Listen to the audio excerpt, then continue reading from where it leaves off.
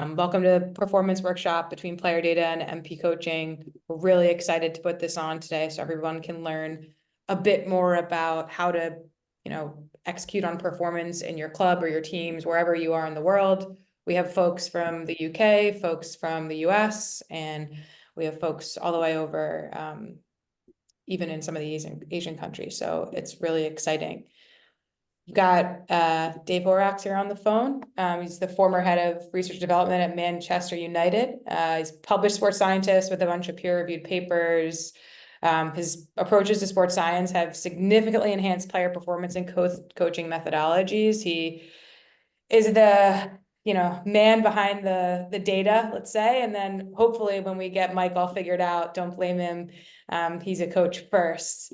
Mike was not only an assistant to manager Sir Alex Ferguson, but he was a coach and played at Manchester United. He's got a deep understanding of the game. He's got, multiple Premier League titles and Champions League victories. So excited today. I'll turn it over to you, David. And when Mike pops on, you guys can chat and take away. And I'll stop you kind of at the end. If any of the participants, if you have questions as we go along, please drop them into the Q&A. And I will have about 10 to 15 minutes at the end for David and Mike to answer some questions. David, go ahead. You get started. Fantastic. Thank you, Jess. Thank you for the introduction, and thank you for everybody who's joined us today. Hopefully, we can provide some informative content and information for you that will stimulate thought and also facilitate improved coaching and challenges for your players who we're all trying to improve on a daily basis. So, by way of introduction, Mike Phelan Coaching, we're a partner of PlayerData, a provider of data and tracking systems in grassroots, amateur, college and professional football, and one of the leading providers in the marketplace out there, being used extensively by many, many players and coaches across the world. As Jess just said, Mike Phelan, my business partner, and he will also be on the call later today. Manchester United for 20 plus years, player, coach, assistant manager, worked with many of the best players in the world, people such as Wayne Rooney, Cristiano Ronaldo, David Beckham, Marcus Rashford, assistant to Sir Alex Ferguson for a long, long period of time, and also a chap with a real serious growth mindset and continual quest to understand how he can be better as a coach and a practitioner. Someone with serious experience and someone who's won it all, won the Premier League multiple times, Champions League and World Club trophies along the way. Myself, background in psychology, played football for several years, came out of the professional system around about 1920. Years of age, that is, not the year 1920. Unfortunately, didn't make it, but went on to work as a practitioner primarily in sports psychology, sports science, which of course encompasses data along the way. Now involved in lots of coach education, the way the world's gone in terms of holistic teams and massive support teams around coaches, all assisting the facilitation of performance and development in our athletes. So without further ado, we'll move into the presentation. And what we will do, we'll share this with everyone who's on the call. So we will email this out to you. That will also go to those who've not been able to attend or who may do further through the call. What we have here are three sections in essence. Generation Z, that is highly likely the people and the players that we are coaching today, and quite possibly many of you coaches as well. Data, we're going to look at data. Now, there will be people of all levels of ability on this call. There'll probably be some high-level experts, perhaps some PhDs, perhaps there's some beginners as well who are looking at data for the first time. It's a vast concept. This is an introduction to it, and probably, I would say, a beginner's guide in terms of how to facilitate use of it within the coaching process. And then we'll hopefully get the Q&A with Mike at the end, someone who's worked right at the top end of football, who'll be able to shed light on how this process actually works at elite level and what it brings to the table in terms of player performance. Firstly, who are Generation Z and why has data become important to these people within sport? Generation Z, fast thinkers, multitaskers, they're diverse, they're self-reliant, they're pragmatic, they're curious, mature, a lot more mature for their age than perhaps we were in our generation. They're economical, they're impatient, they want things fast. They're quite honest, they're authentic, they're social, but they're social digitally. They interact quite often through devices, more so than they often do in a natural social setting, and they share information in those settings as well. So Generation Z are a pretty savvy bunch of people, in all honesty, and they all have devices in there and pretty much 24/7. And that's one thing that we want to tap into here with regards to how this would assist the coaching process. So those are the people, the players that we're dealing with. What's inside the world of Gen Z? How does this assist in the ways that we may coach and develop them? So this is how they watch football. There is all sorts of information and data surrounding the game. They quite often watch it on multiple devices, or they watch it on one device that will have several windows open. So as well as the game, there is information appearing all the time. Situated on the pitch, what are the average positions? Are they high? Are they attacking? Are they compact? Are they playing a low block? Is it a pressing game? Not only will you now hear the commentators relay this to the viewer, you will see in evidence. So what we have is a world now that wants confirmation of the spoken word and would like evidence of exactly what they're seeing and hearing. And that will also be broken down diagrammatically, as you see there with the player at the side of the screen. And we have an example of attempts on goals there from one particular player, Jose Luis Morales, in terms of his shots and where he's shot from, whether they're successful or not. And David, I think we did get Mike there. He has my name on him, but that's okay. It's a good place to put my name. I'm on, Jess. Hey, Mike. Good, how are you? Good, thank you. That's a bit of an intro to Gen Z and how modern football is watched and what they're seeing. They're also reliant on technology for decisions in the game, rightly, wrongly, a lot of controversy in the modern game. But what you will find with Gen Z, they accept it, and it's common across multiple sports. This is not just soccer, football. It's in tennis, it's in NFL, it's in rugby, it's in athletics. Technology is part of the process now, with terms of rules, regulations, decisions, goals, no goal, offside, etc. And that's something that they're quite expectant of and accepting of.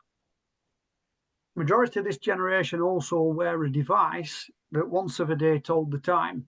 Now it tells you a lot more than that. It'll tell you your heart rate, it'll tell you where you're walking, how you've slept, the activities that you've gone through in the day.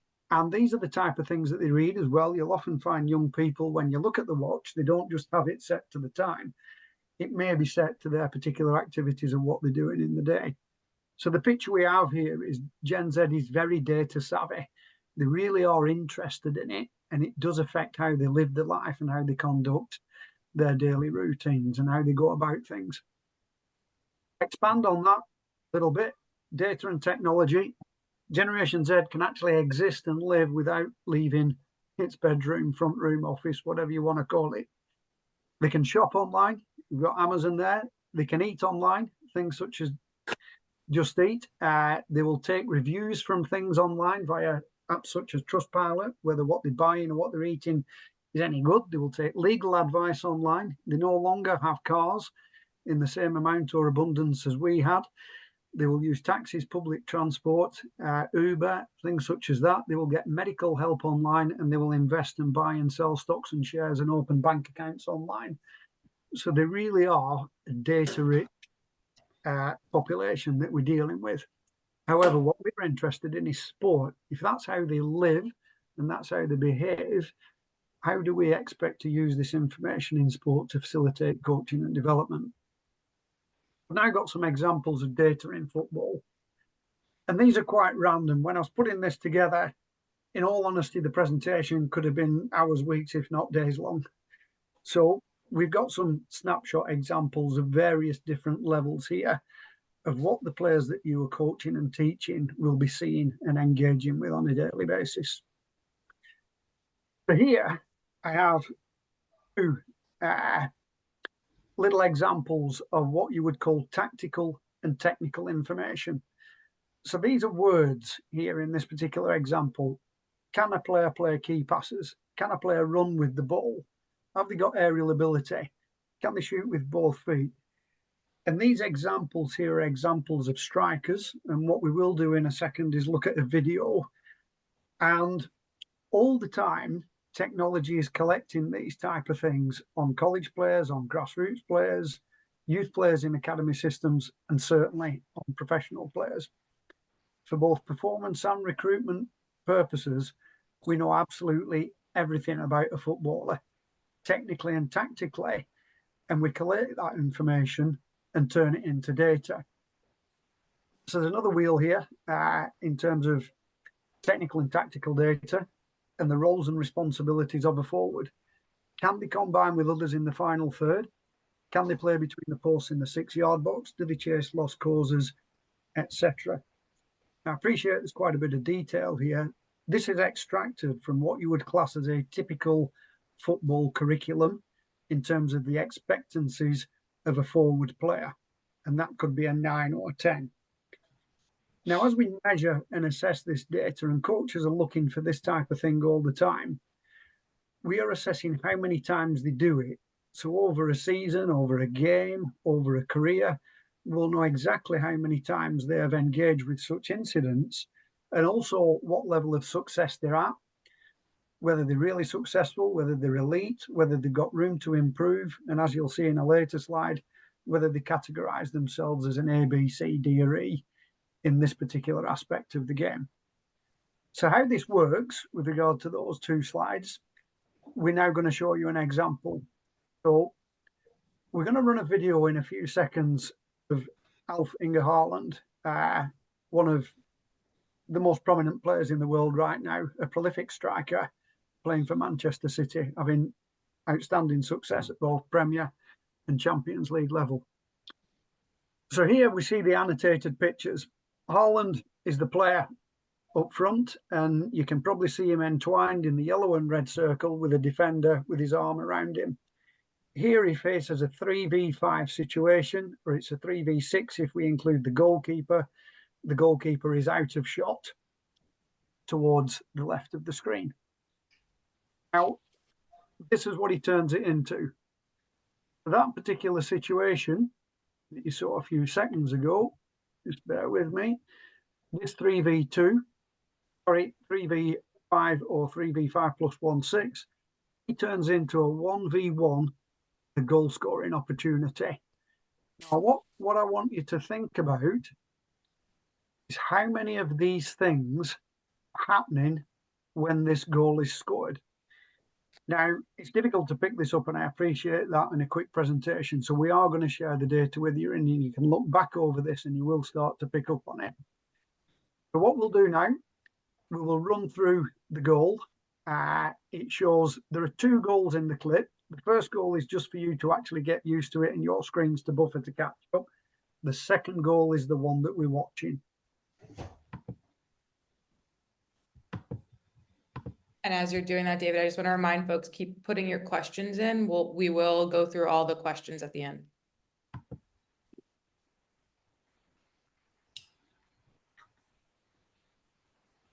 So this first goal will just allow you to get used to things.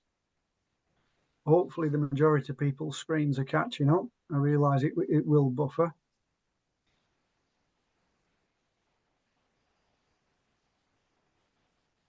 This is the goal we're looking at. Ball played into Haaland. He combines with De Bruyne, gets away from the defender, out of his feet, scores. It will replay it now from a different angle.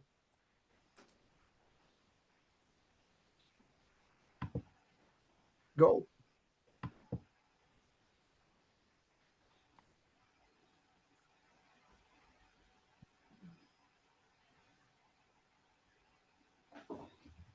So, probably a 6-second clip of a goal. All those things in yellow just happened in that goal.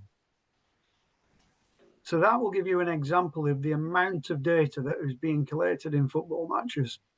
He combined with people in the final third, showed good movement towards the ball, attacked the box, read the defensive line because he managed to get off that to score the goal, played up front on his own or in a pair, unsettled defenders, anticipate regains, and that's just the box on the left.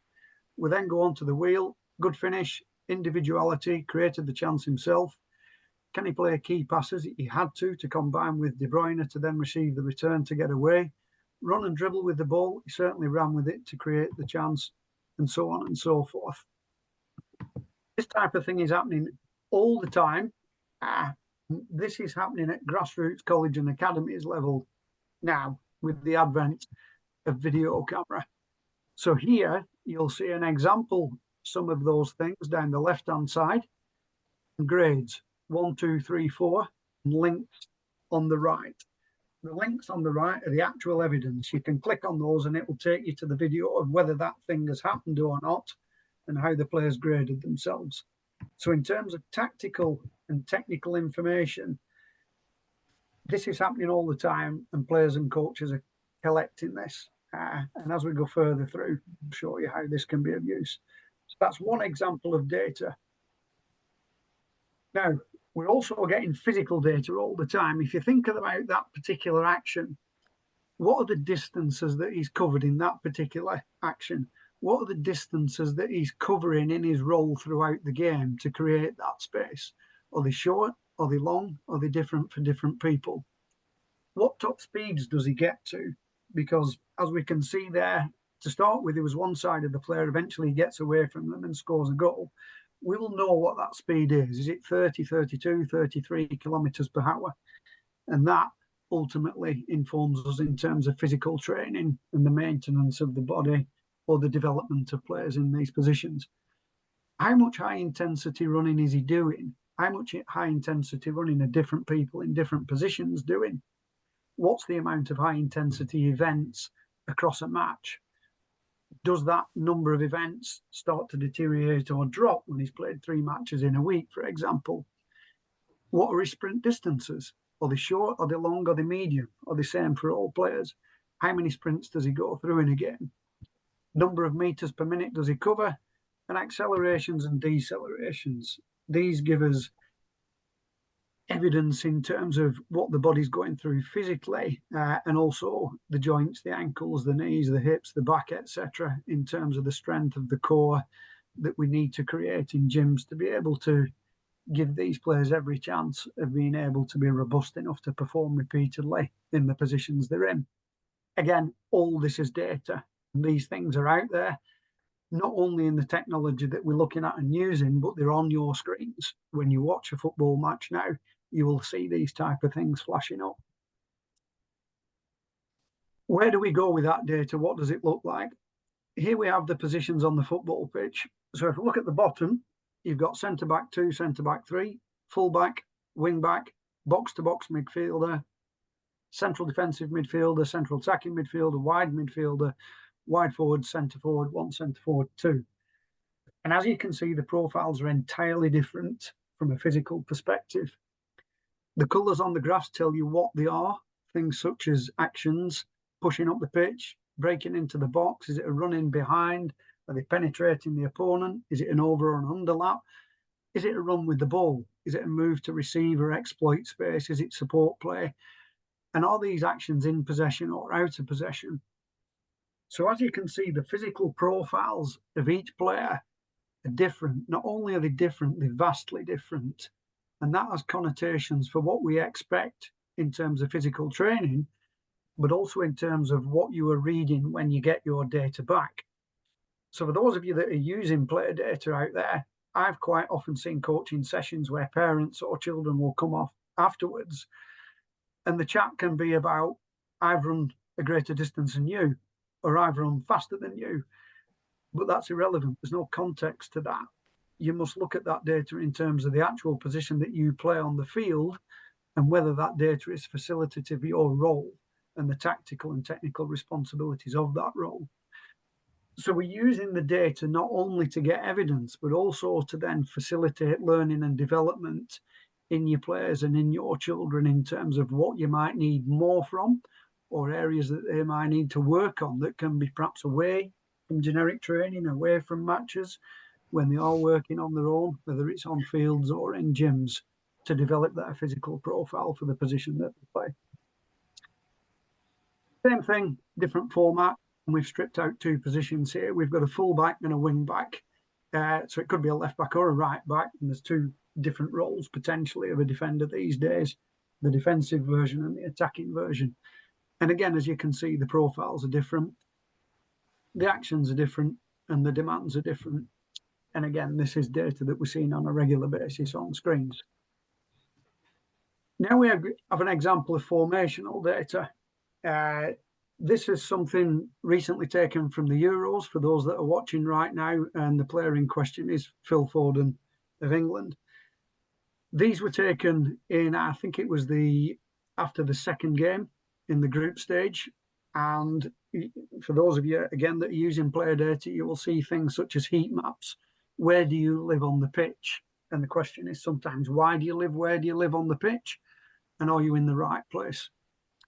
So in terms of the media, there's quite a bit of criticism of Phil Foden for the first two games. If you look at the middle one in purple, he's number 11 with a yellow arrow on top of him. That was his average position in England's first game. If you look at the other two pictures, those are two random games that were extracted from Manchester City. On the left-hand side, he's number 47. On the right-hand side, it's got his name, Foden. The first thing that strikes me for Manchester City, he's probably around about at least 15 yards higher up the pitch. He's probably also behind the midfield line, certainly on line with it. In the England game, he's at the opposite side. He's at the defensive end of the midfield line. So from a psychological perspective or motor functionality and reaction perspective, what he sees when he plays with England, when he receives the ball on the half turn, is probably 8 players in front of him. What he sees when he receives from Manchester City is probably 3 to 4 players in front of him. A complete different picture. And we can use the data to extract this type of information to sometimes back up what coaches are seeing with their eyes. Someone like Mike, who's very experienced, picked up straight away from this game that it's difficult for Phil because he's playing in a position that's alien to him. Lots of the media criticised Phil to say he's had a bad game.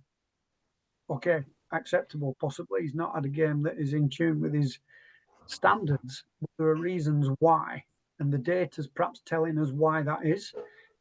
Now, he was man of the match in the last game, and if I was to extract the graph, I've not had time to do it, I would hazard a guess that Phil is probably now playing more akin to the pictures on the left and the right, at the other side of the midfielders, and enjoying success.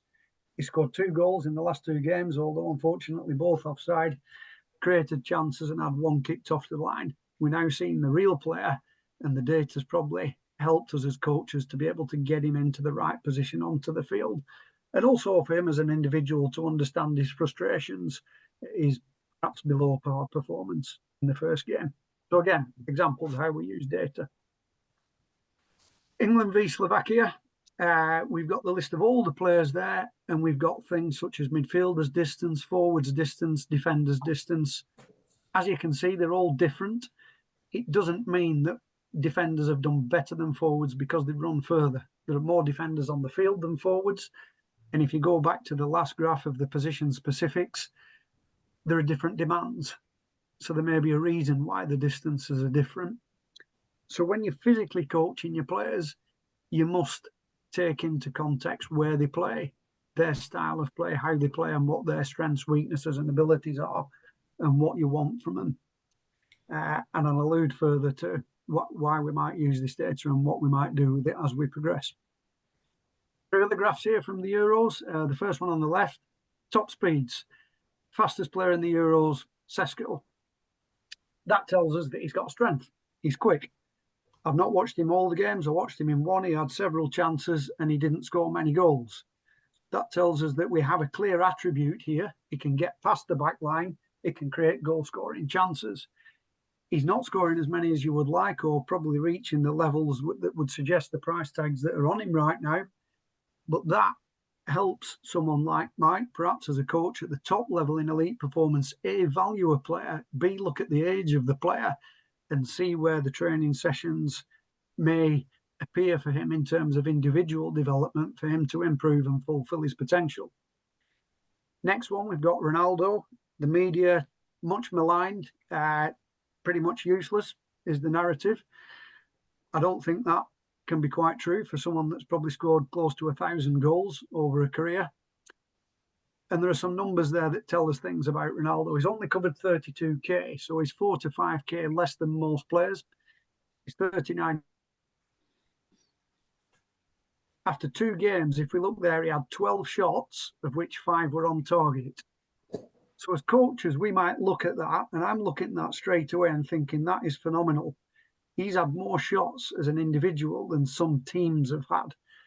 So if you're coaching young forwards and you're looking at examples, and there were 2 pieces on TV over here in the UK, I would look at those shots and find out what do they look like, how is he getting on the ball, what is his movement like to get on the ball, and what is his technique like for shooting.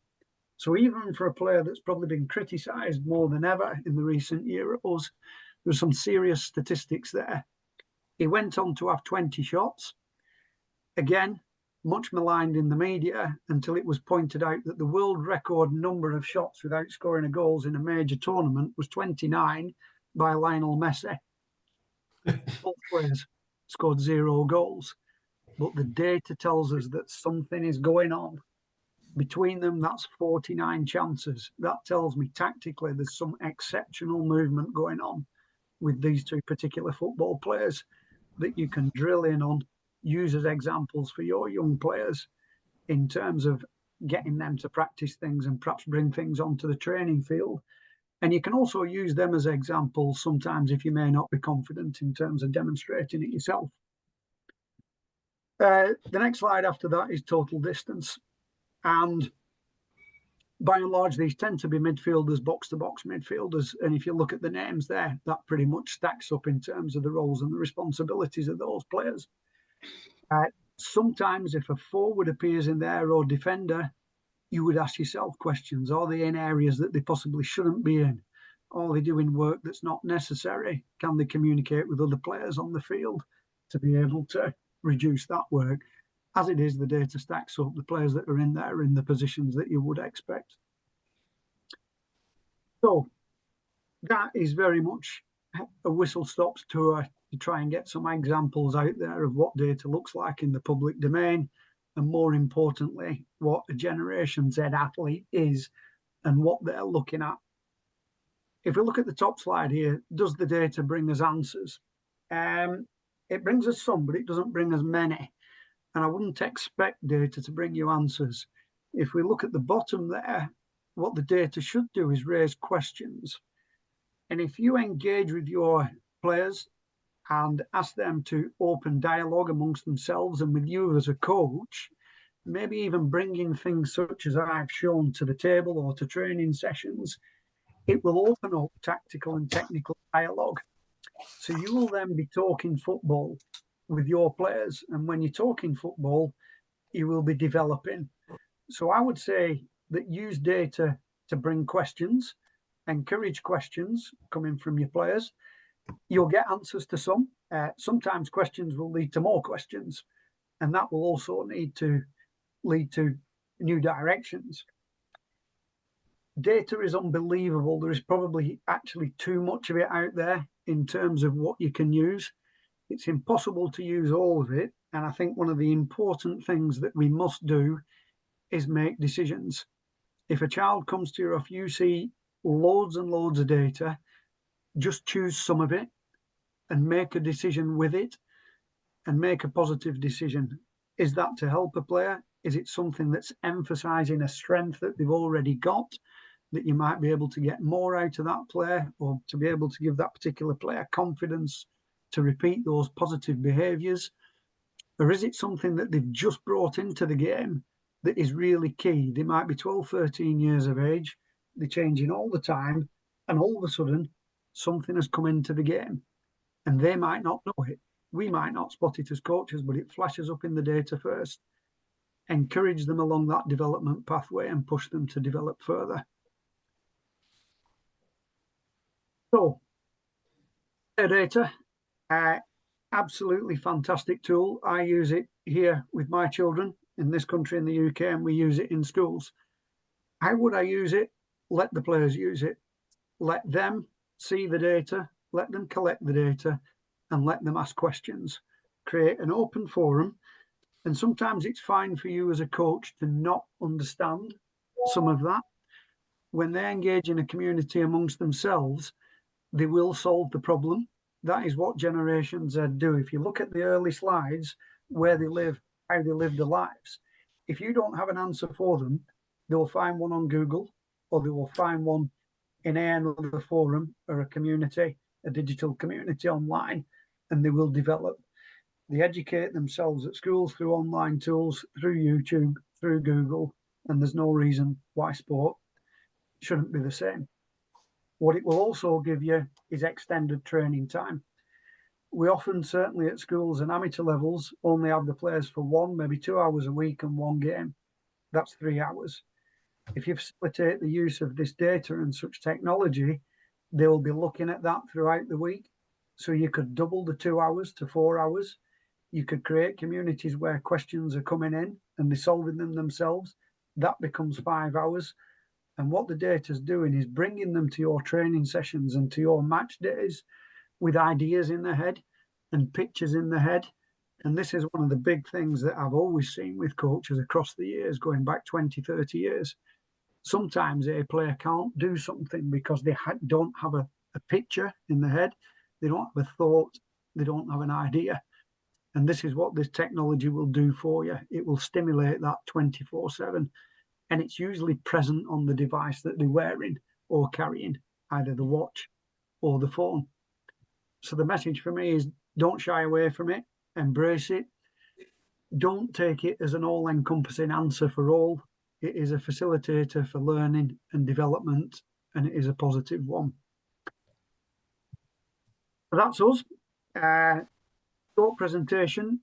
There's 1 or 2 questions in there, and we'll take those. I'm sure that Jester will facilitate more. And we also have a podcast online. The link is there for you. There will be far greater depth in that over coming weeks, where we will have specific sessions on data and on other topics. And feel free to engage with us through the PlayerData medium and through the sign up forms and further contact details that will come out for everybody that's on the call.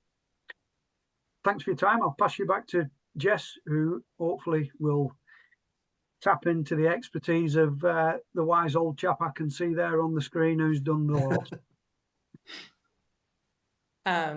Thank you so much, David. That was great. We had a couple questions here. I'll start from this first one from Bess, who is from New Jersey.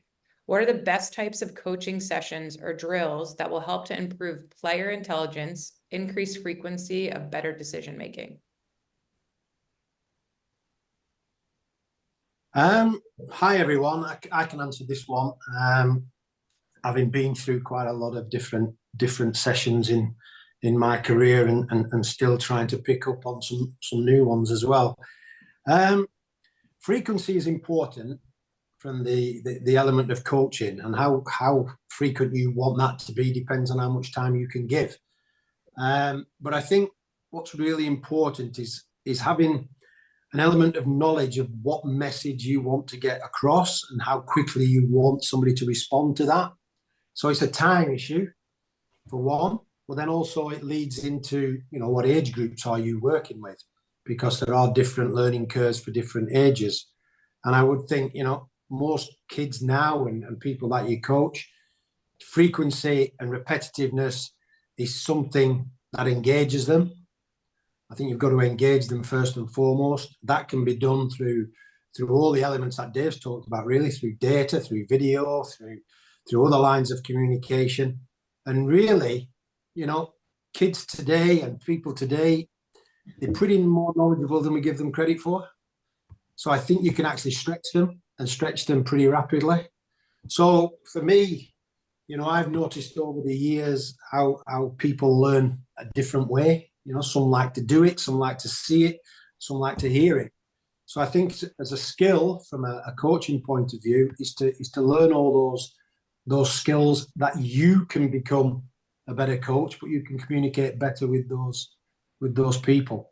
And I think, data is one aspect of that, because it should lead you to good questions through the data, but don't overpower yourself with it, because there's a lot out there. Just use it in a way that you can get out your key messages. Yeah, thanks, Mike. That's totally awesome answer. So here's another one, Mike. Data only tells us about the past and always must be put in context. How can we forecast capabilities based on current form, especially from match data?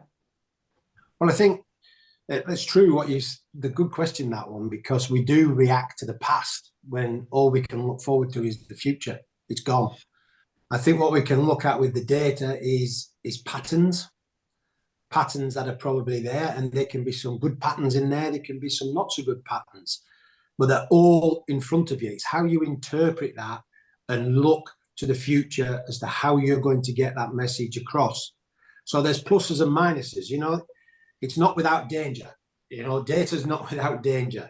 And it's how you use that data in order to really reinforce good things, I think. I think the important thing is to reinforce good things. It gives you an element of what's not working very well, but you have to be really delicate in how you approach that because of time.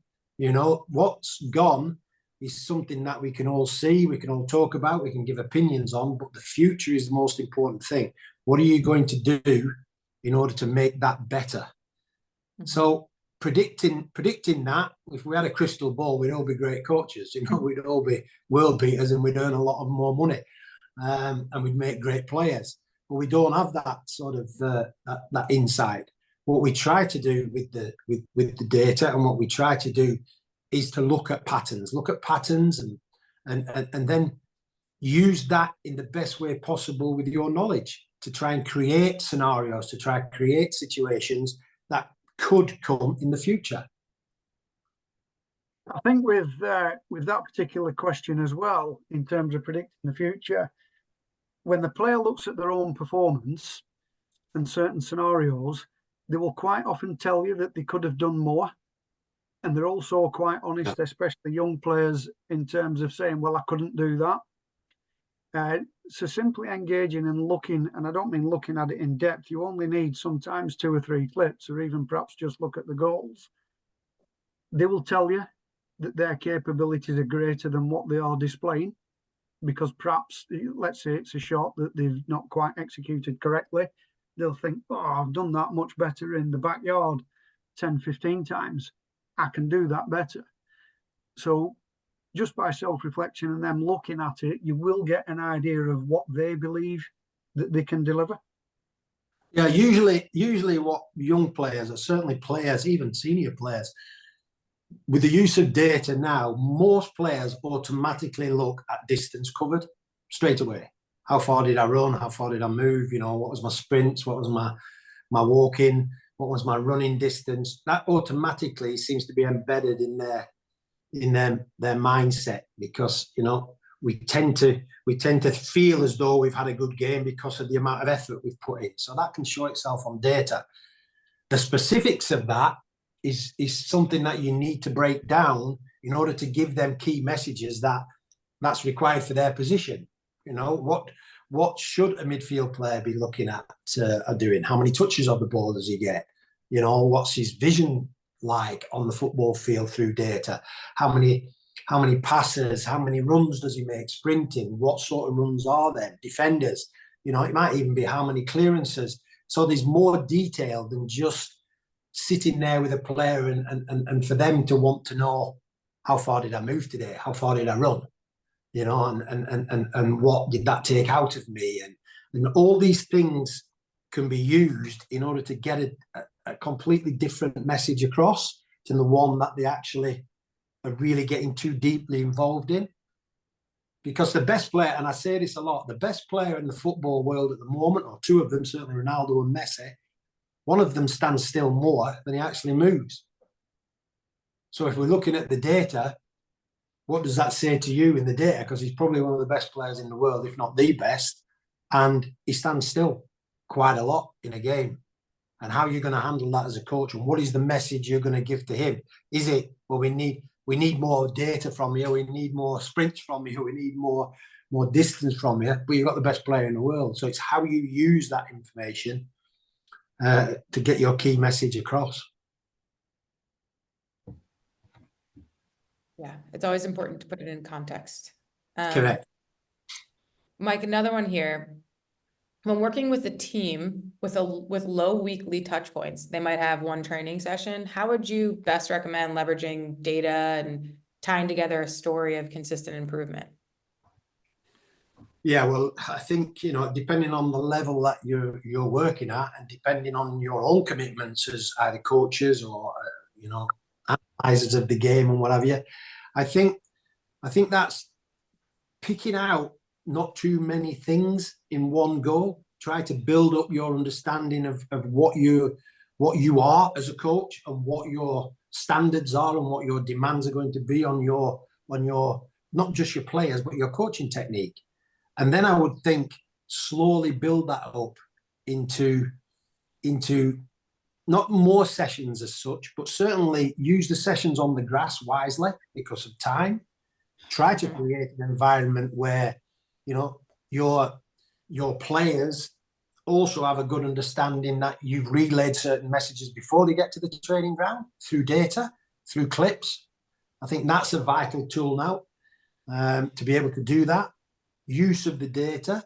Also, I think if you set those standards and those models in place, they can do it themselves. They can bring that to you. Mm-hmm. Or they can send that to you now and discuss it online. So a lot of it for me, I like to get on the grass, and I like to get on the ground and start to work with them through bits of data and try and work out sessions. But the kids today have a great memory and can work these things and work this technology to the point where they have information before they get to you. And then it's really straight away on the grass. There's no discussions. It's there. It's laid out in front of them. This is what we are doing today, and this is the reason why, and these are the clips. And then engage them, because they will bring you that data. They'll bring you match data themselves if you engage them in it. And they'll create training sessions for you probably sometimes as well, because they are pretty cute now. Yeah. It's amazing how good they all are at technology. They are, yeah. Another one here, and let me go, sorry, I'm just trying to catch up. How has data changed since your playing days, Mike? And do you think it's made the game less creative? Oh, that's a really, really good question for somebody of 60 odd years of age who's been in the game since I left school at 17. Computers weren't invented. You do know that. Right? Playing with a wooden ball. I think a lot. Well, I can go through a little bit of my playing days and my coaching days, and I can relate to this because we knew what was a good performance. You knew individually a good performance and a collective performance just by the way you felt at the end of the game. When I went into coaching, there were things I started doing which I knew I could get certain parameters into sort of data, into that sort of environment. And what I mean by that is I could put on sessions which I knew could take a player from A to B to C to D, and I could get this response out of it. That was just because I'd played the game and I could relate to that. Then all of a sudden, data came into play, and I realized that I could monitor my sessions to create data. And what I was finding in that data was the fact that I wasn't far off the mark in the way I felt about my sessions and the response I got from the people who were doing those sessions, because they would tell you that was great, I really got a lot out of that, or you know, or the opposite of that. That really didn't take me to my limits. That didn't take me to where I really wanted to go. And I could then really look at the data and think, well, I've been doing something right all along without the numbers, without that sort of data. And it was really encouraging to know that I've been on the right path and thinking in the right direction. And that's just a a skill sometimes that you gain and an experience you gain, but you do know as a coach that certain things will bring out high intensity, low intensity, sprints, feel good factor. Data can never tell you the feel good factor. Only the people can tell you how good they feel through the work they do. You can back that up with data afterwards, but during it, usually if they feel good, they're enjoying it, they're having fun, they've probably got a lot of data that they produce there in different ways. And then it's how you interpret that to give the right feedback to those people. Yeah. Yeah. And another question, I think you kind of answered it with that, Mike, but if you want to elaborate a little bit, was how has data impacted your coaching philosophy and style? It plays a part. It has to play a part because it's there. It's there, and it would be foolish not to use it. But I wouldn't say it rules my coaching mantra. It rules my coaching life. I'm still basing my coaching methods on seek and discover and try things, experiment, fail, all these things. If I wanted it to be beautiful all the time and I wanted the numbers to be right all the time, I'm not so sure we get the game that we really want. I think the open, expansive game can be ruled a little bit by data, and I don't want to be controversial there to PlayerData or anything like that, but it's something that is there and should be used, and it's a mechanism to communicate with now, depending on the generation of person or player. And also, this might be a controversial thing, but girls and boys, men and women, how do they use it? Do they use it differently? Mm-hmm. Do we all use it the same way? And that's something that you have to find out only by doing. How does a male, female understand different things, a boy and a girl, and these types of things? How do they take on that data? Because it will be slightly, I would think, I haven't got evidence for that, but I would think it would be different. But that comes down to the skill as a coach as to how you interpret and react to all that. Yeah, I think that's right. The way we say it is, it's just another tool to back up your existing coaching style. Yes, it reinforces, and it can problem solve, and it can also find solutions. It can, but it's how you apply that then into your sessions. Are you a data coach, or are you a field coach? Using data, because you can be one or the other. You can be both. Yeah. It's definitely a way to pay attention to different things. I think also, this is going a little bit deeper probably, but also data. When you come to not just the amateur, but sort of the next level, you go from amateur or grassroots to amateur to professional, it becomes quite a vital tool now commercially. Mm-hmm. From dealing with the whys and wherefores of value in a player, value in the individual. Where does it fit in the grand scheme of things? There's a monetary value on that, and I think certainly from a college perspective now, and an education perspective, data provides a portfolio of who you are. What type of person you are, and I think going into the education sector and college, that's quite a useful tool now to have that. Not only have you got your clips, have you got your relevant playing style or the way you work on a football field, but also you're applying a value to what you can give within a college. And I'm sure a little bit of that data in your portfolio, a little bit of your clips and everything might just give you the edge to get to the college you want to get to. So I'm sure all those colleges, certainly in the US and certainly our education system over here, are using that to educate, to bring those relevant people into their groups, into their schools and colleges. Yeah, I know Mike, David answered a couple of these, and this will maybe be our last one, but we had a few questions on, do you ever use data as a coach to help inspire competition? Yeah, of course.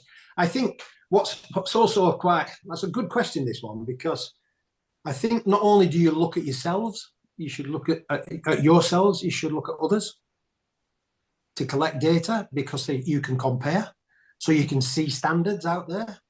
So if you've got the ability and you've got the time, let's say, can you compare yourselves to what is going on, and does that comparison push you forward? And you talk about inspiring. Does it inspire you to be better than your competitor, or does it inspire you to be in your own mindset that I'm on the right track? I'm actually on the right track. This is what's going on. This is what's out there. Mhm. I think that's quite inspirational as well, you know. And it's all levels of success. What do you want to achieve? What do you want to attain? But I think looking outside as well, outside of even your own sport, can give you an idea of certain things that are being created, which could be relevant to the way you want to deliver your sessions and your sort of skills to your players. So I think it's a very good question, that, but it is inspirational, because if you can come up with certain things that really you can release to your players, they can take that on board. You know, they can take ownership of that, and that can give them an aspiration of, wow, you know, I can go all the way here. You know, if I do this and I do that, and I become competitive, because that's what's going on, not just in the US, but in England, in Europe, you know, it sets a massive, massive standard. Yeah, we see the team leaderboard that we show in the app. The kids are always competing on who's got the top speed, and they want to ask it. It gets they will do, involved in the game. Yeah, But it's challenging. Sorry to jump in here, I'm keeping my eye on time for everyone. So maybe we have time for one more question, and then we can wrap up. Jess, if you want to grab the last question here.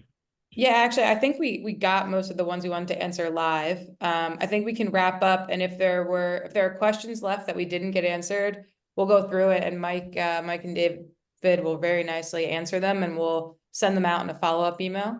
We'll also send out the recording. Mike and Dave, thank you so much for your time, and Matt and MP Coaching.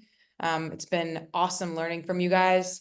If you haven't checked out the podcast or followed MP Coaching on Instagram, please give them a follow. There's a ton of tidbits that I learn from every day, and I know all of the coaches that we work with learn from every day.